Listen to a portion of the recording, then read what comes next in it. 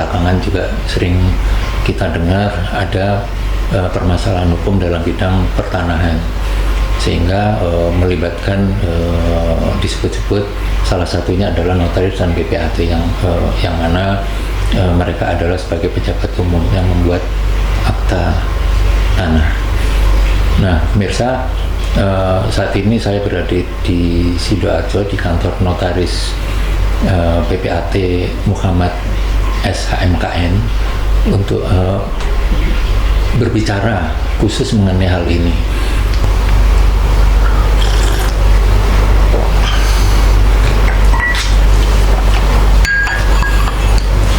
Pemirsa, di depan Anda, di sebelah saya adalah notaris Muhammad. Mas Muhammad, sehat? Alhamdulillah, sehat walafiat. Alhamdulillah. Dalam keseharian masih ada oknum notaris dan juga notaris selaku PPAT itu masih ada yang mencoba melakukan pelanggaran, baik itu dilaporkan oleh masyarakat maupun mungkin ketahuan juga ya, mungkin temuan dari Dekading Dewan Kehormatan ya, yang menangani etik. Nah, itu mereka termasuk melanggar kode etik, melanggar undang-undang jabatan notaris. Buat Anda seperti apa itu yang sering kejadian tuh? Maksudnya kenapa kok masih melanggar aja gitu? Iya. Iya. Bukan pelanggarannya, tapi kenapa kok masih melanggar saja, melanggar kode etiknya? Iya. Padahal kan mereka sudah S2, magang 2 tahun, terus ujian kode etik, terus apalagi sumpah jabatan. Iya, terus ikut upgrading ngumpulin poin. Poin kan banyak juga itu. Iya. Poin untuk jadi notaris harus sekian poin. Tapi kok masih ada oknum yang ketahuan atau mencoba melakukan pelanggaran kode etik. Alhamdulillah masih ini ya. Pertanyaannya masih ada kalimat oknum. Ya, berarti kan tidak menyamaratakan. Enggak banyak. Jadi begini Pak, kita juga kadang-kadang bertanya, kenapa sih kok masih ada pelanggaran-pelanggaran atau melanggar pada sudah magister, sudah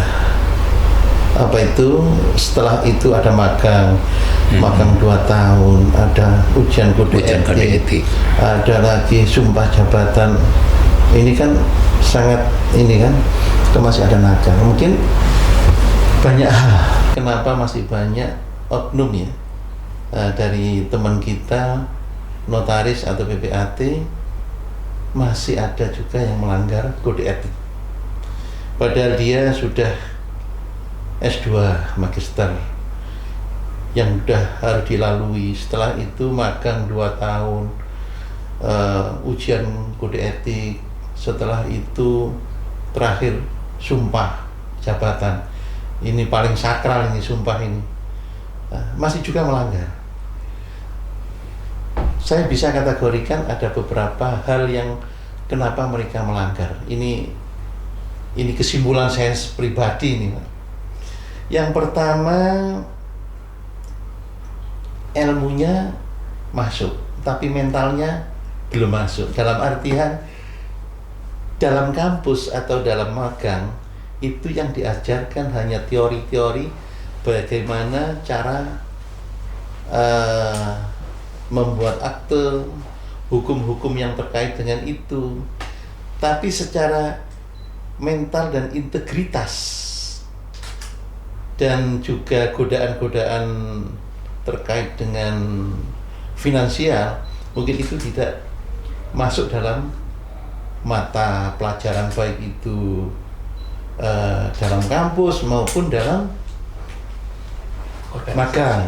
Ataukah masuk tapi porsinya yang kurang dibanding teori-teori yang terkait dengan notariatan dan ke PPAT-an yang terkait dengan akte-akte itu. Yang kedua, tekanan ekonomi dan persaingan. Di mana untuk membuka kantor notaris PPAT itu butuh biaya yang tidak sedikit. Pertama, sewa kantor kalau belum punya kantor. Terus gaji karyawan sudah pasti operasional. Belum lagi sekarang harus wajib BPJS buat karyawan ya. Buat karyawan. yang ketiga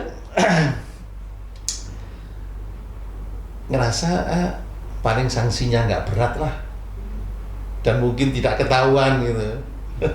Karena apa?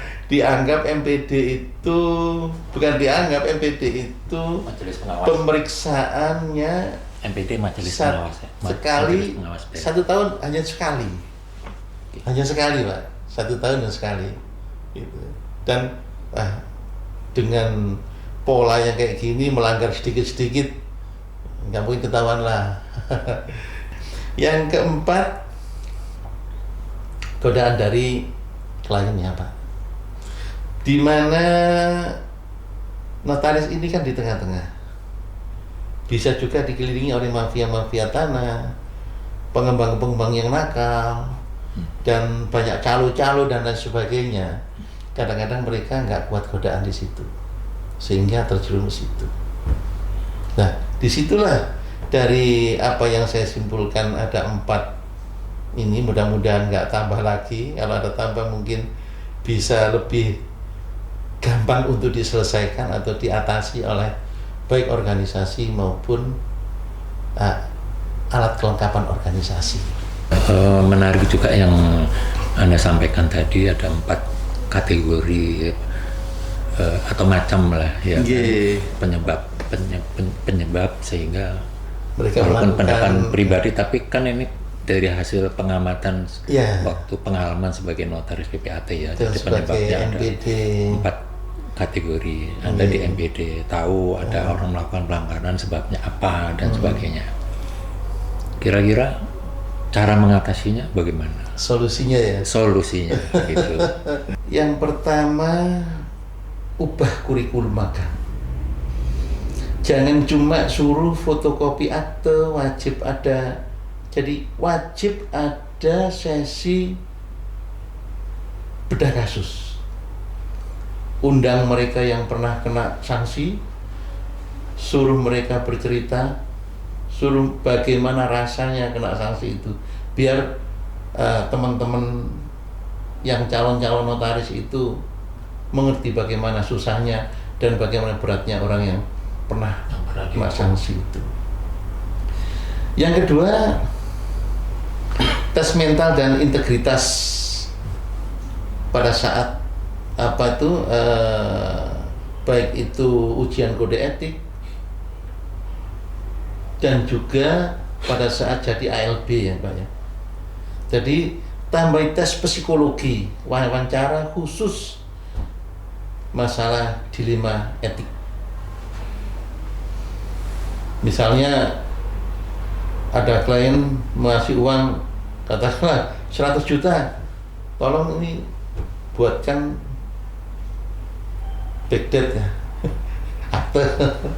Bagaimana cara mereka, tanggapan mereka bagaimana? Itu salah satu kasus-kasus yang ini ya, yang ada. Kadang-kadang kan mereka notaris ini dulu sebelum digital ya Pak, laporan ini ada beberapa oknum tanggal itu dikosongi.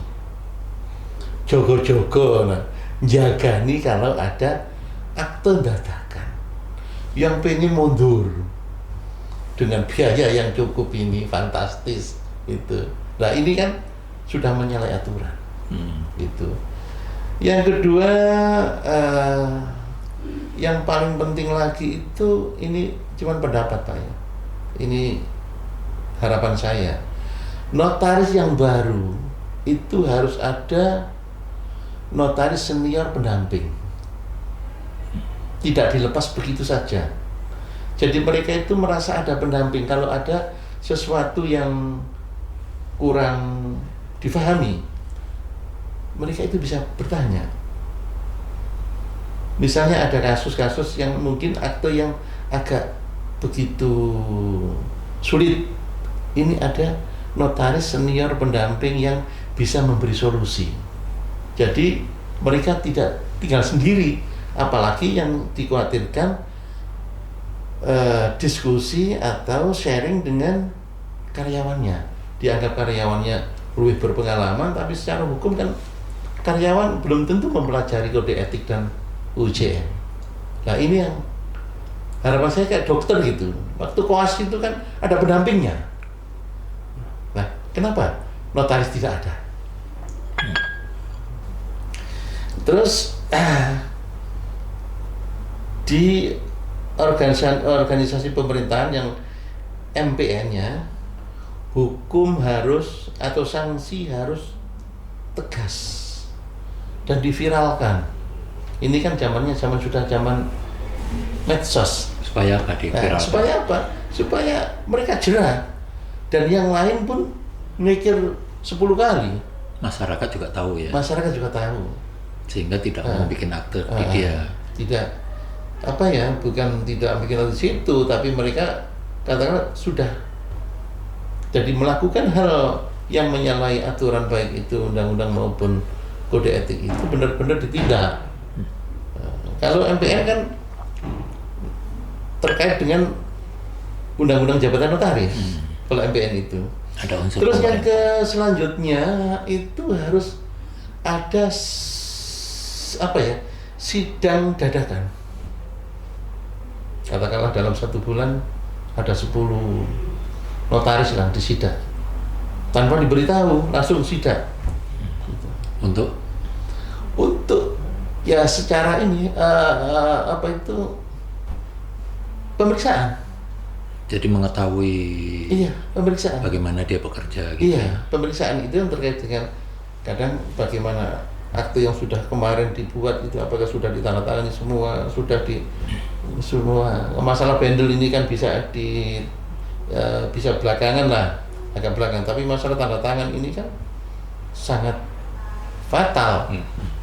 Katakanlah hari ini taken para pihak, saksi ada yang tidak taken, nunggu besok karena kesibukan atau mungkin karena sembrono, tiba-tiba besoknya mohon maaf kecelakaan, nggak bisa. Akhirnya kan bahaya itu. Begitu dalam akhir akte itu kan, setelah para pihak menandatangani itu dan para saksi, segera notaris harus tanda tangan juga kan gitu. Sementara ini kan kalau MPD meriksa itu kan diberitahu Pak 1 minggu sebelumnya, dikasih surat berapa aktenya ya, dan lain sebagainya. Ini mendadak. Ini ya sidak dadakan. Ya sekali-sekali begitu. Berarti tidak diberitahukan ya? Tidak diberitahukan. Cuman kira-kira bisa nggak itu ya? Karena bisa. Bukan, maksudnya nanti karena teman sendiri jadi.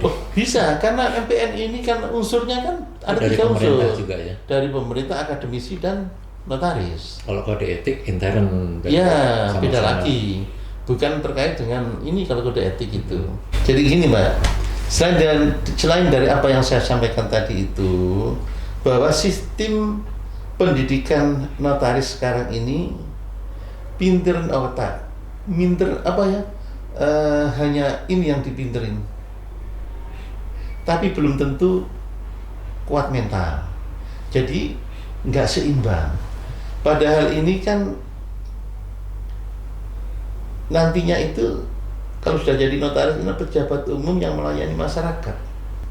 Jadi gitu. Jadi yang saya sampaikan tadi itu bahwa sistem pendidikan notaris itu minterin otak tapi tidak minterin mental, gitu. Solusinya pendidikan plus pengawasan plus efek jerah harus jalan semuanya. Saya bisa menyimpulkan bahwa notaris ini ada beberapa kriteria. Ada yang namanya ini intellectual commitment, di mana teman-teman notaris ini intellectual commitment itu adalah mereka yang memang sengaja untuk menjadi notaris, mempelajari ilmu kenotariatan, ke-PPAT-an, dia bekerja secara profesional, tidak melanggar baik itu undang-undang maupun kode etik. Ini kan profesional. Oke. Gitu. Yang kedua, emosional komitmen. Apa itu? Emosional komitmen itu mereka berpendapat menuruti hawa nafsunya. Yang tadi itu mungkin karena apa itu persaingan, karena ekonomi, faktor ekonomi dan lain sebagainya, karena tidak kuat dan godaan itu akhirnya mengandalkan emosinya. Emosinya dalam artian ya yang penting saya dapat. Nah ini bahaya juga. Ada yang tidak nabrak, ada yang nabrak-nabrak. Nah ini yang bahaya, gitu loh. Dan mudah-mudahan yang banyak yang di kelompok yang ketiga ini. Kelompok yang ketiga ini adalah spiritual komitmen. Teman-teman kita itu yang sudah spiritual komitmen ini, saya jadi notaris, saya bekerja jadi notaris sebagian dari ibadah. Ini yang bisa kita tanyakan pada diri kita masing-masing, teman-teman notaris, kita itu termasuk di kelompok yang mana? Kalau tidak bisa kelompok yang ketiga ini sebagai di mana bagi notaris ini adalah spiritual komitmen, ya setidaknya di intelektual komitmen ini. Jangan sampai di tengah-tengah ini, yaitu emotional komitmen. Dengan apa itu kalimat yang jelek itu ini, pokoknya saya dapatkan. Bisa jadi ya kalau menuruti emosi ya. Iya. Mungkin itu yang apa itu yang bisa saya tanyakan pada teman-teman. Kita itu termasuk di kelompok yang mana sih? Ya mudah-mudahan ini ya. Berarti yang tersangkut mafia tanah apa yang disebut? Ya, itu emosi masuk yang kedua. Emosional ini kan.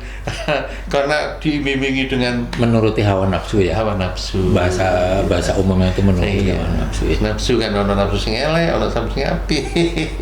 Kalau yang ketiga itu kan spiritual itu kan berarti itunya sudah kerja adalah ibadah. Ilmunya sudah ini dong. Udah oke ya. Ya masih kurang-kurang dikit kan. Kalau nggak bisa kan bisa tanya.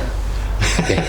Tapi yang penting kan tadi itu tidak mau melakukan hal yang menyusahkan orang,